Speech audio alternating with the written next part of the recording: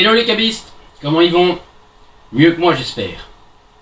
Alors comme vous avez pu le constater, il y a un long moment déjà que je n'ai pas su poster de vidéo. Alors c'était pas du tout pour le plaisir ni pour quelconque expérience. Mais cette fois-ci lié à un problème au départ de santé, blessure principalement, et puis un enchaînement de gros soucis. Vous l'aurez donc compris, dans cette vidéo, je vais vous expliquer le pourquoi du comment j'ai été absent aussi bien des réseaux que pendant tout un moment, l'atelier a dû tourner plus qu'au ralenti. J'ai eu une période où c'était l'arrêt total. Je vous explique ça un petit peu plus en détail pour que vous compreniez un petit peu ma situation et pourquoi il était déjà difficile de me joindre avant et que pendant une période, il a été encore plus difficile de me joindre. Tout ça va vers le mieux. La preuve, cette vidéo, afin de remettre le pied à l'étrier, de remettre tout ça sur de bons rails et de repartir de plus belle, si je puis dire, mais du moins avec certaines priorités qui ont dû changer par obligation. Je vous explique ça.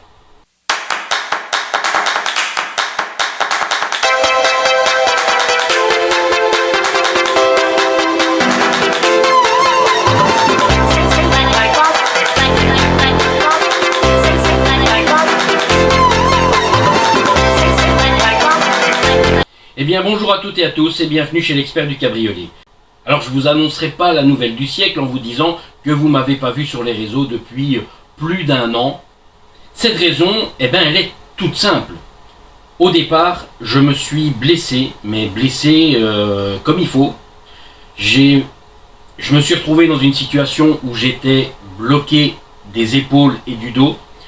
Tout ça m'a valu 4 mois d'arrêt total. J'ai pas eu à discuter, le médecin m'a mis devant le fait accompli, c'est on s'arrête totalement jusqu'à la guérison ou des conséquences probablement assez catastrophiques et irréversibles. J'ai pas eu le choix. Pour remettre un petit peu dans le contexte, pour que les gens voient un peu, octobre 2024, mi-octobre à peu près, même un peu plus que mi-octobre, je travaillais comme un fou, comme à l'habitude, et en fin de journée, j'étais déjà assez fatigué. J'avais bien forcé, j'avais fait plusieurs gros boulots, des entretiens, et en rentrant une voiture sportive assez basse, je fais pour sortir de l'auto, et je me bloque le dos à ce moment-là, mais bien bloqué. Je suis resté près de 3/4 d'heure à essayer de sortir de la voiture, tellement que j'avais mal, j'évitais de bouger. Enfin, au final, j'arrive à me sortir de là, des douleurs au dos, je savais quasiment pas me plier. De là s'ensuit des douleurs qui commencent aux épaules. Je dis bon, j'arrête pour aujourd'hui, je stoppe, je ferme tout, je rentre à la maison, je me repose et on verra le lendemain. Le lendemain, c'était un samedi. Et les douleurs sont toujours là et même encore pire parce que si je m'étais couché avec un gros mal de dos et une légère douleur aux épaules, le samedi, je savais plus bouger mes bras. Le haut de mes bras, je ne savais pas les bouger. Faire ce genre de manœuvre, c'était impossible. Je ne pouvais plus faire ces mouvements-là. Je savais bouger mes mains et les avant-bras, mais ça s'arrêtait là. Dès que j'essayais de bouger plus haut, des douleurs.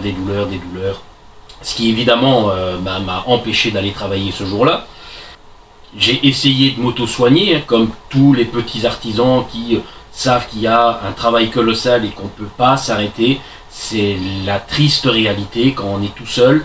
Si on s'arrête 1 ou 2 jours parce qu'il y a un problème, c'est 1 ou 2 jours à récupérer. Donc on essaye de faire au mieux pour ne pas s'arrêter quand il y a du boulot. Le fait est que le samedi est passé, j'ai rien arrangé la situation. Les douleurs étaient toujours là. Le dimanche, idem. Le lundi, j'ai pas eu le choix. J'ai dû aller voir le médecin. Tant bien que mal, je me suis déplacé jusque-là en essayant de conduire, parce que même conduire devenait impossible. Vous imaginez, vous tournez le volant, c'est totalement impossible de passer les vitesses, de tourner le volant, de manœuvrer correctement le véhicule. J'y arrive tant bien que mal, en énorme souffrance. Et là, le médecin, c'est un médecin généraliste, qui me connaît depuis déjà de très longues années. Au final, son diagnostic est très rapide. Il dit là, il y a un gros problème au niveau des épaules, au niveau des articulations des épaules. Pour le dos, c'est sûrement comme à l'habitude, un peu d'écrasement, etc. Donc il dit, il n'y a pas de miracle. Donc il faut aller passer toute une batterie d'examens, radio, échographie, scanner, tant qu'on y est, bilan de santé, patati patata. Résultat, antidouleur les premiers jours, et très rapidement j'arrive à avoir des radios, des examens, des scanners, des échographies de mes épaules et au niveau du dos. Et le verdict tombe, c'était, j'ai plus le nom exact médical, mais c'est vraiment au niveau de la rotation des épaules. Là, si vous voulez, c'est comme en mécanique, il y a une genouillère qui doit s'articuler dans une cavité et on met de la graisse en mécanique. Sauf que dans le corps, c'est pas de la graisse, c'est une espèce de poche qui contient un liquide qui permet justement que tout ça puisse être en mouvement sans avoir de douleur et que ce soit très fluide. Sauf que moi, ces poches, à faire des mouvements quand même assez répétitifs, ces poches, par chance, elles n'avaient pas éclaté, mais elles étaient en train de foutre le camp du logement dans lequel elles étaient. Elles étaient en train de se barrer, en fait. Et c'est ça, en fait, les douleurs que j'ai eues, c'est tout était enflé, les poches étaient sur le point d'éclater, on avait une rotation qui était mécanique sur mécanique, si on peut dire, donc les os frottaient les uns contre les autres, les douleurs venaient de là, des poches gonflées. Tout ça, évidemment, sont les conséquences d'un surmenage physique. Je prenais quasiment pas de repos, pratiquement pas de congés, enfin des congés aucun. Ça faisait plus de 4 ans que j'avais pris 0 week-end, 0 congé, 0 vacances, 0 loisirs, travail, travail, travail, et quand je travaillais pas, j'essayais de dormir un peu. Travail, travail, dormir un peu. Je m'étais surexploité. En un mot, c'est pas plus compliqué que ça, et forcément, quand vous surmenez une machine, à un moment donné, elle casse. Ici, par chance, ça n'a pas cassé. Les différents médecins qui ont vu mon état m'ont tous dit, vous avez vraiment beaucoup de chance par rapport à ce que vous avez fait. Les poches n'ont pas pété, tout est réversible, on pourra remettre tout ça en place et vous retrouverez 100% de votre mobilité sans aucun problème à côté. Mais, il y avait un mais, c'est à condition de laisser le temps au corps de s'auto-réparer. Oui, vous avez bien entendu, le corps peut s'auto-réparer, à condition de lui laisser le temps de le faire et de le laisser en condition de ne pas le surmener en permanence. Tout le contraire de ce que j'ai fait en fait. Et là, en pensant bien faire, à toujours vouloir faire plus, au final, j'ai fait extrêmement mal. Quelque part, j'ai fait comme beaucoup avec leurs cabriolets qui ne savent pas bien ou ne savent pas quoi faire et font mal en pensant bien faire. Moi, j'ai fait exactement pareil, mais sur mon propre corps. En voulant bien faire, en travaillant plus, en essayant d'aider plus de personnes, de prendre plus d'autos, de faire plaisir à plus de monde, je me suis moi-même tiré une balle dans le pied, si on peut dire, détruit les épaules. Le dos, c'était un peu moins grave parce que ça, c'était plus lié, forcément, toujours être plié, manœuvrer, pivoter, faire des rotations. Ça, j'avais déjà eu par le passé quelques petits problèmes au dos. Bon, c'est des séances de kiné, voire l'ostéo, de musculation éventuellement, pour renforcer et remettre certains muscles en place. Parce qu'en fait, c'est ça, ce que le kiné m'a fait faire pendant des mois, c'était tout un tas d'exercices pour aller repositionner naturellement ces poches qui se sont délogées. Et forcément, si je continue dans les mêmes travers, les mêmes problèmes reviendront. Donc c'est maintenant à moi à justement éviter ça en me faisant moi-même mes mouvements, mes manœuvres pour vraiment remettre, avant d'atteindre un point critique évidemment, et ne plus atteindre des situations aussi graves. Parce qu'au final, tout ça a valu que j'ai dû m'arrêter pendant 4 mois, mais c'était l'arrêt total. Les premiers jours, les premières semaines, quelque part ça me faisait un grand bien parce que je pouvais enfin me reposer. Mais dans ma tête, là, ça ruminait énormément parce que je me disais, punaise, il y a plein de voitures qui sont pas terminées, il y a ça à faire, il y a ça à faire, il y a des rendez-vous, il y a ci, il y a là. Ça cogitait énormément dans ma tête. Au final, tout ça, j'ai dû réussir à le mettre de côté et me consacrer déjà, premièrement, à me guérir, à retrouver un état de santé suffisamment bon pour commencer à travailler. Et il n'y a que le repos, les exercices et patienter. Patienter, patienter, patienter. C'est pas facile quand on est tout le temps en activité, mais à un moment donné, il n'y a pas le choix. Il a fallu que je passe par cette étape-là Le résultat, il est qu'au bout de 4 mois, j'avais plutôt bien récupéré. Il restait encore quelques étapes qui étaient, entre guillemets, la rééducation, parce que quand vous restez longtemps sans faire d'exercice physique, il faut remuscler un petit peu toute cette musculature qui est restée statique. C'est comme un sportif, hein, que ce soit un cycliste, un coureur, un footballeur, peu importe. S'il reste plus de 2, 3, 4 jours sans s'entraîner, eh ben, il doit faire gaffe en redémarrant de ne pas se faire un claquage ou de ne pas abîmer son outil de travail pour un sportif. Dans mon cas, c'est la même chose. Donc il fallait un petit peu remuscler, remettre en route tout ça. Donc il fallait y aller doucement par des exercices de rééducation et de remise en forme musculaire pour pouvoir redémarrer petit à petit, pas repartir sur les chapeaux de roue et tout péter de nouveau après une semaine. Alors évidemment, 4 mois à l'arrêt, vous imaginez bien, je suis indépendant, je suis tout seul, j'ai pas de patron, il n'y a personne avec moi, donc c'est 4 mois où tout est à l'arrêt. Mais, vous vous doutez bien, à l'arrêt, ok, mais toutes les charges, elles, on les arrête pas, hein. La banque, le propriétaire, l'électricité, les charges fixes, on ne dit pas, ah bah oui, puisqu'il est à l'arrêt, qu'il ne travaille pas, on va pas le faire payer, hein. Ben nini, hein. Tout ça, pas possible. Les loyers, aussi bien du bâtiment, les charges, les cotisations électriques, tout ça, faut les payer tous les mois, les assurances qui tombent à échéance, que vous travaillez ou que vous ne travaillez pas, il faut payer. Les lois sociales, il faut les payer, c'est à date fixe, on s'en fout, l'État s'en fout, que vous travaillez ou que vous ne travaillez pas. Vous êtes une société, enfin, du moins vous êtes un artisan indépendant, vous avez des choses à payer, il faut les payer, quoi qu'il arrive. Chance pour moi, mon entreprise n'était pas du tout au bord de la faillite, et ne l'est toujours pas aujourd'hui, pas d'inquiétude à ce niveau-là. Donc j'ai forcément payé avec les fonds qui étaient sur le compte de l'entreprise. Les premiers mois, tout s'est plutôt bien passé, mais évidemment, il ne faut pas que des choses comme ça s'éternisent. Je ne suis pas Rothschild, hein. Je ne fabrique pas des billets pendant la nuit non plus. Hein. Mais tout ça a généré d'autres problèmes en fait. C'est quand j'ai redémarré. Donc là, 4 mois ont passé, donc novembre 2024, décembre 2024, janvier, février 2025. On arrive à mars 2025. Je recommence tout doucement à faire revenir quelques voitures et recommencer à travailler. Et là, je reçois un coup sur la tête. Je dois déménager de l'atelier. Donc c'est un petit peu ça que vous voyez que le décor est légèrement différent. Et je dois déménager rapidement. Je ne vais pas dire sur le champ, mais presque. J'avais 3 semaines pour partir. Au 1er avril 2025, je devais avoir vidé les lieux intégralement. Alors là, je me dis, oula, c'est chaud. Parce que premièrement, déménager, ok. Mais pour aller où? Point d'interrogation. Deuxièmement, plus de 8 ans, à peu près 8 ans ou plus de 8 ans dans le même bâtiment, on en accumule des choses, on crée un stock, on y installe des machines, on aménage le bâtiment en fonction du travail. Mais tout ça, ça s'est pas fait en une seconde, ni en une journée, ni même en une semaine.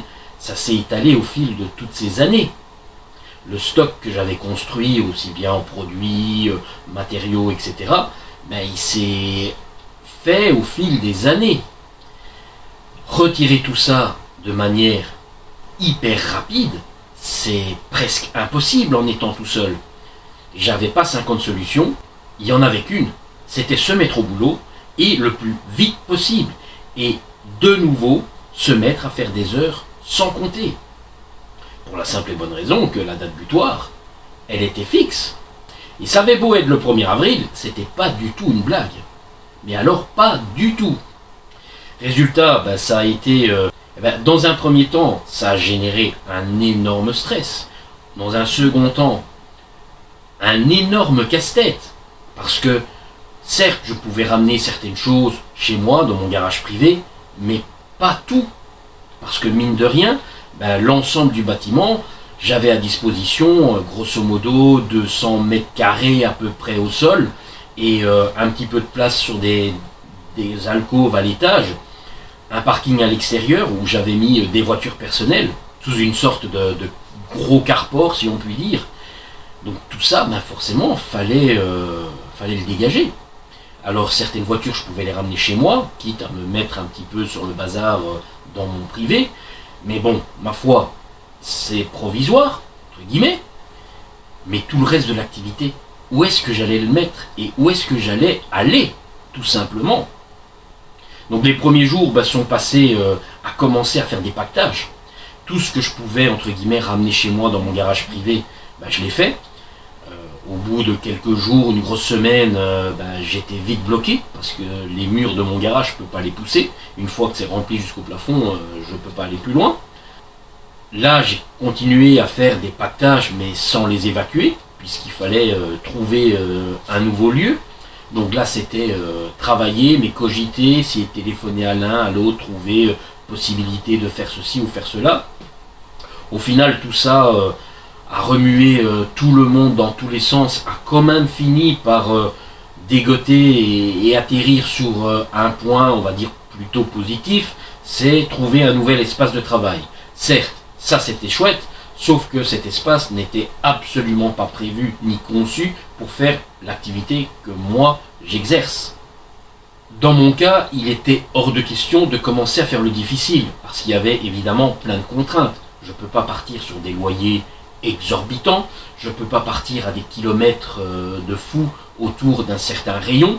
Si j'ai 2-3 heures de bagnole pour aller travailler, c'est absurde. Ni même plus d'1 heure de route. Alors ma foi, si c'est 1 heure de route pour arriver dans un bâtiment qui est tip-top, où je n'ai qu'à poser mes clés et travailler sur une voiture, éventuellement, mais ça n'existe pas. Mon métier est trop spécifique. Ça peut se faire en mécanique, en carrosserie ou dans d'autres métiers. Vous trouvez un local, un artisan qui cède son activité ou qui arrête tout simplement une cessation et vous reprenez derrière, tout est installé, tout est propre. À la limite, vous mettez en couleur les murs et l'affaire est faite. Dans mon cas, c'est pas du tout trouvable. Peut-être un cellier, mais encore, même un cellier, il n'y en a pas des masses en Belgique et encore moins dans mon environnement proche, dans la région dans laquelle moi je suis. Donc il fallait absolument trouver une coquille vide à aménager, je dirais intégralement de A à Z. Ça veut dire du temps, de l'investissement financier, de l'investissement physique, parce que certes, certaines choses vont peut-être être faites par des professionnels dans un domaine bien précis, la plomberie, l'électricité, etc., des choses où il y a des règles à respecter, il y a des contrôles qui se font derrière, mais après il y a d'autres choses, comme je disais, mettre en couleur, installer des étagères, préparer des pièces, etc. Tout ça, je sais le faire moi-même, mais c'est du temps à passer qui n'est pas du temps à faire sur des véhicules. Bon, je vous passe tous les détails, tous les calvaires de permuter tout ça vers un local au départ inadapté, mais ça aussi génère un autre problème supplémentaire, c'est il n'est pas possible d'aménager proprement en amont pour venir avec le déménagement, poser les affaires sur les étagères et commencer à travailler le lendemain. Non, c'est tout transvaser de l'un à l'autre sans rien pouvoir préparer. C'était impossible. Le timing de 3 semaines, il se décomptait. Au moment où ça a réellement été trouvé et que le gros du travail a été fait, il restait un gros 10 jours. Donc absolument pas possible d'installer avant de transférer. Donc il a fallu tout transférer, mais quand je vous dis prendre d'un côté, jeter de l'autre, c'était presque ça. Mais au final, quand tout le transfert a été terminé, le nouveau local était rempli du sol au plafond, du fond à l'entrée. J'ouvrais cette porte de garage, j'étais face à un mur de carton, de pièces, d'amas, de tout ce qui était dans l'atelier. Le stock, les produits, les machines, tout a été mis comme on pouvait au fur et à mesure des déchargements entre les camionnettes, les remorques, les voitures, etc. Là, effectivement, j'ai réussi à avoir un coup de main de quelques amis, mais pas pendant la dizaine de jours. Ça a été un week-end, 4-5 personnes, avec une camionnette en plus, une remorque et une voiture, moi-même ma propre camionnette, et comme ça on s'est alterné Un déchargeait, un chargeait, aucune possibilité de faire du rangement correct, propre et soigné. Ça a été vraiment un bric-à-brac quand tout a été terminé, une vraie catastrophe. Je vous passe tout ça. Une fois que tout ça a été terminé, j'ai terminé ce déménagement pile poil le jour prévu. C'était in extremis. La veille, à minuit, j'étais encore occupé à finir des démontages et à charger des camionnettes pour encore faire des transferts. J'ai eu réellement fini et j'ai rendu les clés à 10h du matin, le 1er avril, en ayant travaillé jusqu'à à peu près 5h, 6h du matin, le temps de rentrer, de dormir un peu et de me préparer pour aller rendre les clés. Ça a été in extremis. Une fois que ça a été terminé, ce n'était pas juste la fin. Ce n'était que le début d'un recommencement à tout trier, tout ranger, parce qu'évidemment, vous avez des choses qui ont été mises dans un coin, tiens, il faudra les jeter quand on aura le temps. Après, il a fallu trier, faire de la place, faire de l'ordre. Ça, évidemment, ça s'est pas fait en 5 minutes, et encore une fois, tout seul. Donc, me v'là parti, durant des jours, des semaines, et même au final des mois, à trier, ranger, faire de la place. J'ai évidemment essayé très vite de faire un petit espace de libre pour au moins rentrer une auto à la fois, très très ponctuelle, et essayer d'au moins faire des petits boulots, tant bien que mal, des petits entretiens, des petites réparations rapides, des petites choses, des petits boulots qui étaient faisables facilement, rapidement, sans forcément avoir de l'outillage en profusion, parce que je devais chercher après tout simplement. Donc, tout le mois d'avril, je l'ai passé à trier, à ranger. Tout le mois de mai, même chose. En juin, j'ai enfin pu commencer un petit peu à rentrer quelques voitures et faire des petits boulots ou alors des clients fidèles qu'il fallait absolument garder parce que j'ai dans mes clients des professionnels qui vendent des autos d'occasion, confiance totale en moi. Ces clients-là, je ne pouvais pas leur dire oui, vous avez fait la peinture à votre client, qu'ils reviennent l'année prochaine pour changer la capote. Pas possible. Donc il fallait, à un moment donné, que je me fasse un espace pour au moins travailler. Ce que j'ai pu faire grâce à ces 2 premiers mois de triage et de rangement, ça paraît beaucoup, mais je vous assure, il y avait une montagne. Certains clients sont passés voir un petit peu à l'improviste parce que ils avaient appris la catastrophe.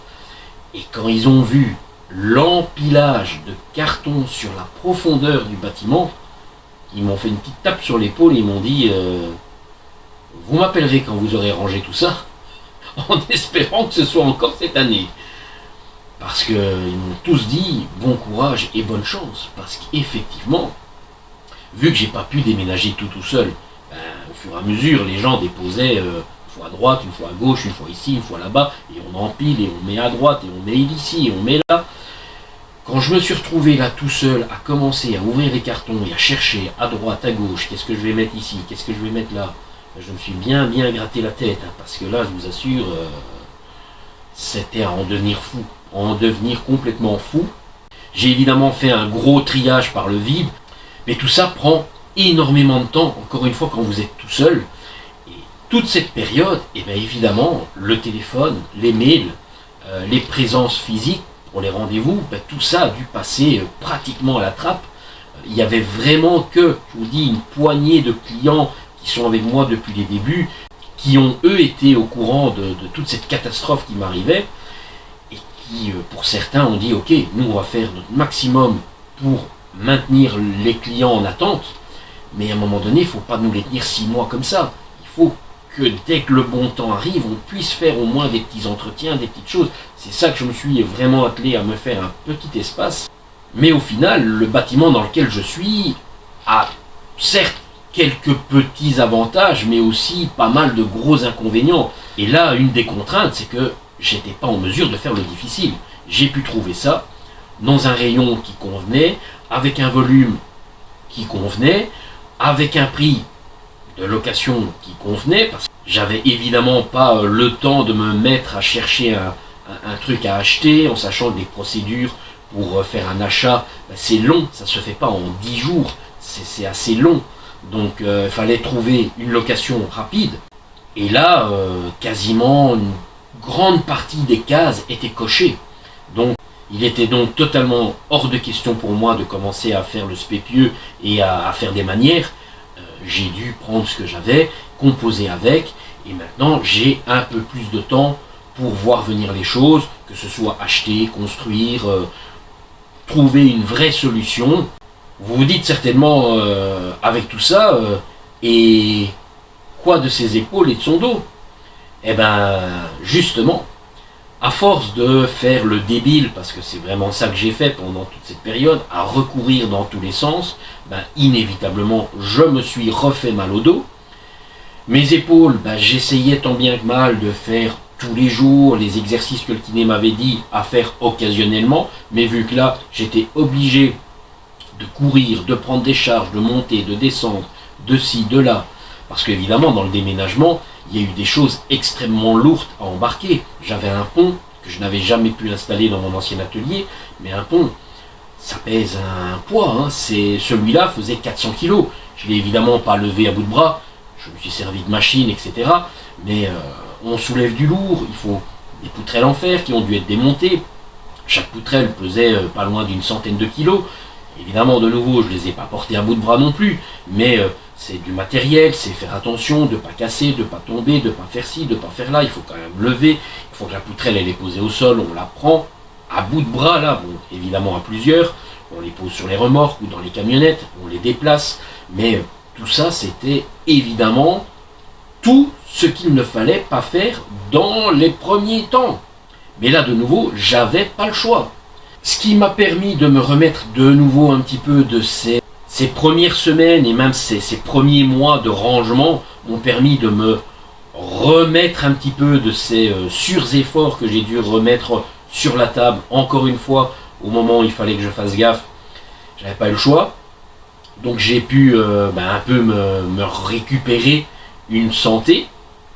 Et voilà que les mois ont fini par passer, on est au mois de juillet, bon, j'essaye de reprendre une activité de commerce classique, donc de rentrer un petit peu de voiture, de commencer à faire des entrées et des sorties, mais évidemment pas du tout au rythme ni au niveau de rotation que ce que je pouvais faire auparavant. De un, parce que tout n'était pas encore rangé, la place n'était pas encore totalement libérée pour pouvoir rentrer des véhicules et travailler de manière aisée autour de chaque voiture. Donc il fallait rentrer des voitures, mais quand même prévoir un peu de temps de rangement et d'aménagement du nouveau lieu, et jongler comme ça pour dire de un peu plus d'un côté, un peu moins de l'autre, et toujours avoir un peu moins de rangement et un peu plus de voitures. Tout ce qui fait qu'aujourd'hui, on est plus de 1 an après mes blessures. On est maintenant en décembre 2025, donc 1 an et 2 mois après mon arrêt obligatoire, du moins le début de mon arrêt obligatoire. Alors certes, l'atelier n'est pas encore à 100% opérationnel comme ça aurait été parfait de l'imaginer. Bon, au moins je sais travailler, je suis à l'intérieur, au sec, je peux chauffer mon espace, je suis dans des conditions correctes. C'est pas l'Amérique, mais tant bien que l'Amérique pour l'instant c'est pas génial non plus. Mais voilà, je suis pas à la rue, je suis pas dans le froid, je suis pas sous la pluie. J'ai un atelier, j'ai un toit, j'ai des pièces pour travailler, donc ça va. J'aurais aimé mieux, mais bon.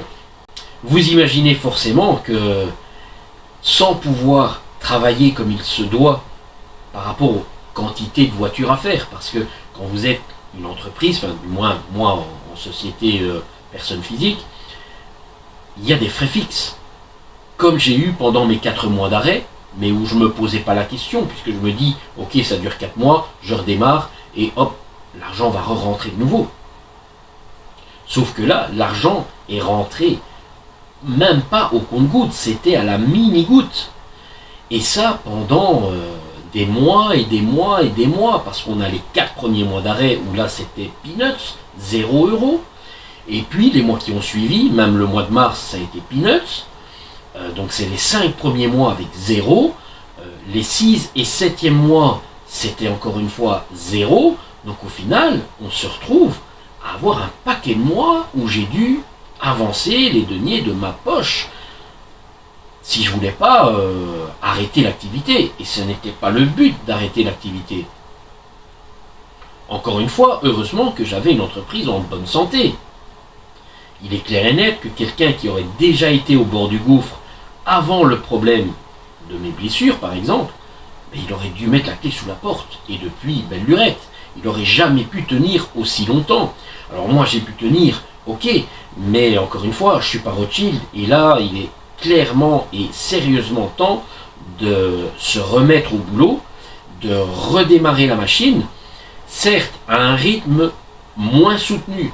C'est là ce que je disais tantôt, je ne peux plus repartir dans le travers de me faire 10, 12, 15 bagnoles sur un mois, c'est la folie. Tout seul, c'est faisable, mais à quel prix?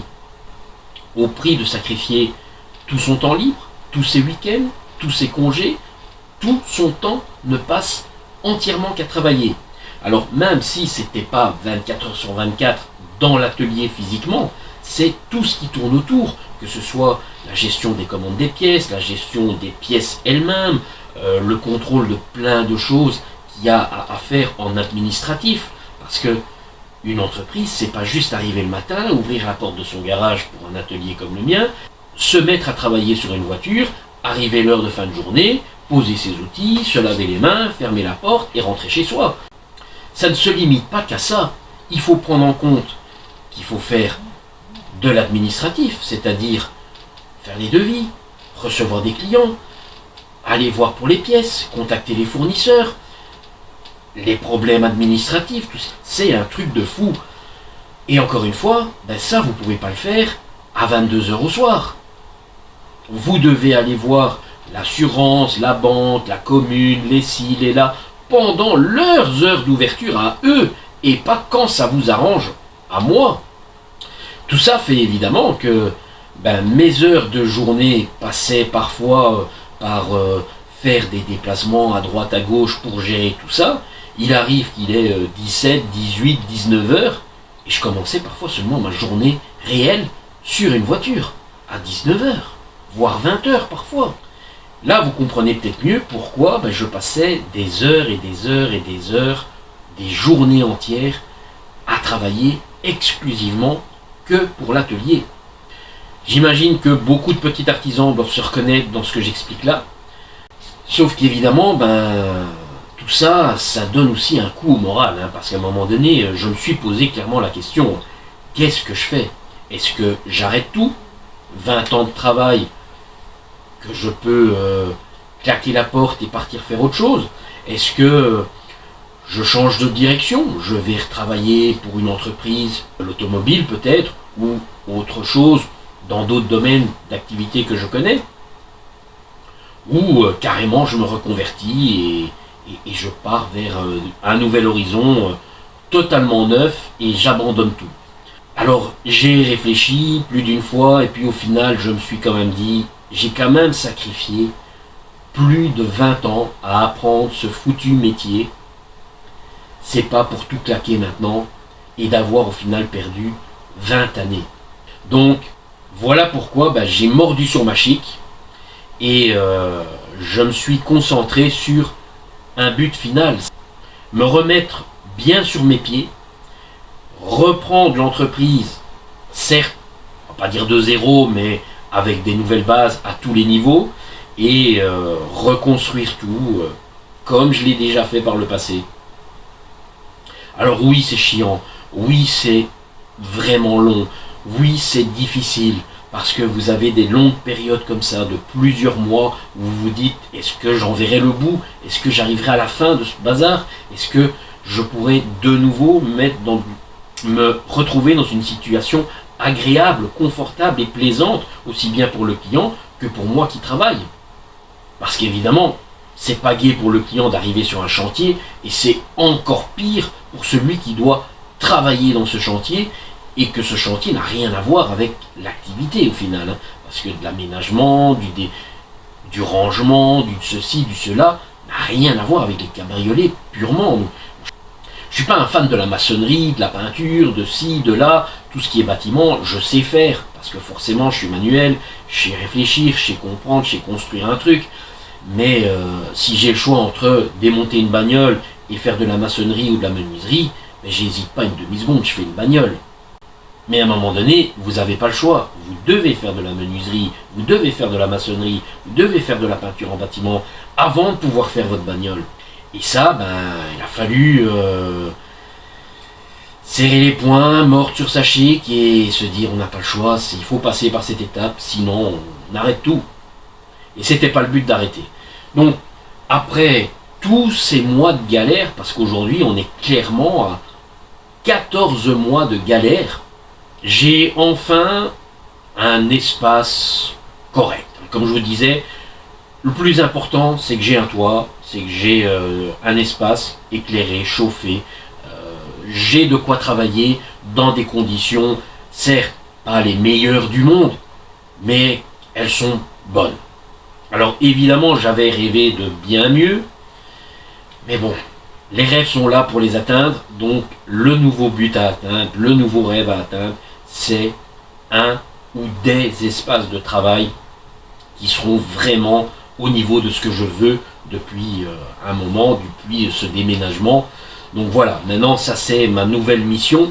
Évidemment pour atteindre cette mission, ben, je vais devoir travailler pour renflouer un petit peu les caisses qui se sont fortement vidées.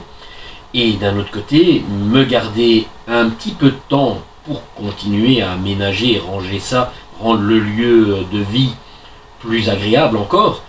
Et ne plus oublier de prendre soin de moi, de mon corps, de mes outils de travail. Parce que si j'ai plus mes bras, j'ai beau avoir les meilleurs outils du monde, s'il n'y a rien pour les manipuler, ils me serviront à rien.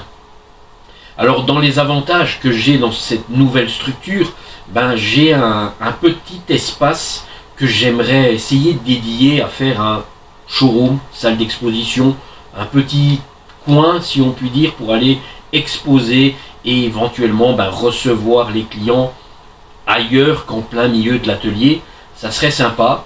C'est clair que c'est un des points que j'aimerais bien essayer de finaliser ici encore pendant l'hiver, que ce soit au mois de décembre, voire en janvier, que pour éventuellement début de saison, on ait ce petit coin où je puisse vous montrer la gamme complète des produits exposés, avoir un petit écran qui montre les différentes opérations, tout ce qui est petits accessoires qui sont parfois bien utiles quand on a un cabriolet.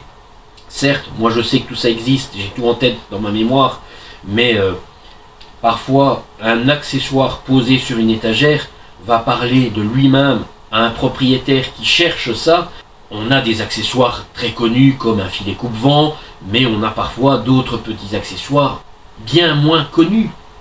Il y a évidemment toute la gamme de produits. Donc voilà, hein, ma longue galère de 14 mois, j'espère qu'elle touche à sa fin.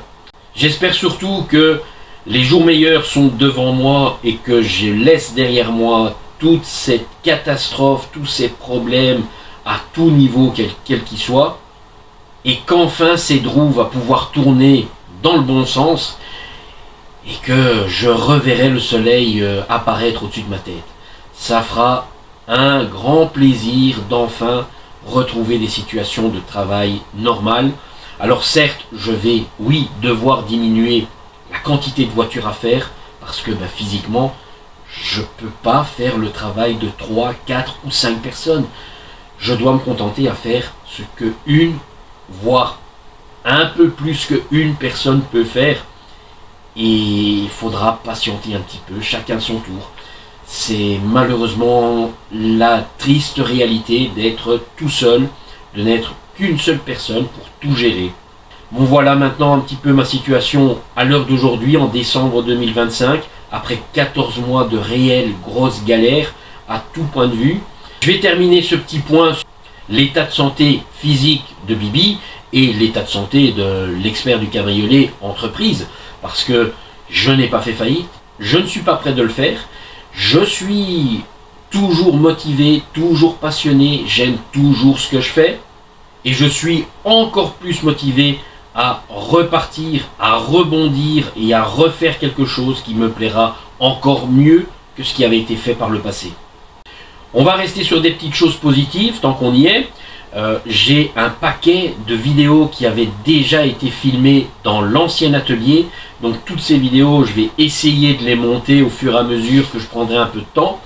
Donc vous risquez fort d'avoir des vidéos avec l'ancien visuel de l'atelier et le nouveau visuel de l'atelier d'aujourd'hui. Donc ne vous étonnez pas de voir des anciennes et des nouvelles, parce que de mémoire, il y a près d'une centaine de vidéos qui ont déjà été tournées. Reste à les assembler, les monter, faire quelque chose de propre pour pouvoir vous les diffuser. Mais tout ça va encore évidemment prendre du temps. Ça me laisse déjà un peu de marge, parce que maintenant j'ai du RAB en vidéo déjà faite. Reste à les assembler, à les tourner. Mais voilà, vous aurez très certainement dans les semaines, les mois qui arriveront, un mix des deux visuels, des deux ateliers, mon précédent et mon actuel. Voilà, si vous désirez m'encourager, et j'en ai franchement besoin, n'hésitez pas à mettre un petit pouce, n'hésitez pas à liker, à vous abonner et à regarder déjà les nombreuses autres vidéos. Partagez éventuellement cette vidéo aussi, même les autres aussi, hein, mais pour faire bien passer le message que je suis toujours bien présent, je suis toujours bien en activité, je suis toujours bien motivé et j'ai toujours envie de vous aider. Dans la mesure de la réalité, du réalisme, du possible, de ma situation, je ne vais plus me mettre en porte-à-faux et risquer de me retrouver blessé pendant des mois juste pour faire une ou deux voitures de plus. Tout le monde peut comprendre que une personne ne peut pas faire le travail de 10 personnes. Voilà, j'espère que tout ça aura apporté des lumières à ceux qui se posaient des questions, et je sais qu'il y en a pas mal qui me disaient tiens, il a peut-être disparu, il a fermé ou quoi ou qu'est-ce. Voilà, la réponse est donnée. Elle est un peu longue, j'imagine, mais il fallait que je parle de tous ces petits points au moins une fois. J'en parle ici, j'en parlerai plus par la suite. C'est pas un sujet sur lequel j'ai envie de m'éterniser dans 10 vidéos. Voilà, la situation maintenant, elle est derrière. On oublie, on s'en sert de leçon pour que l'avenir soit bien meilleur. Et je vous souhaite et je nous souhaite qu'on puisse se voir d'ici peu à l'atelier ou dans d'autres vidéos. Allez, à plus, ciao ciao.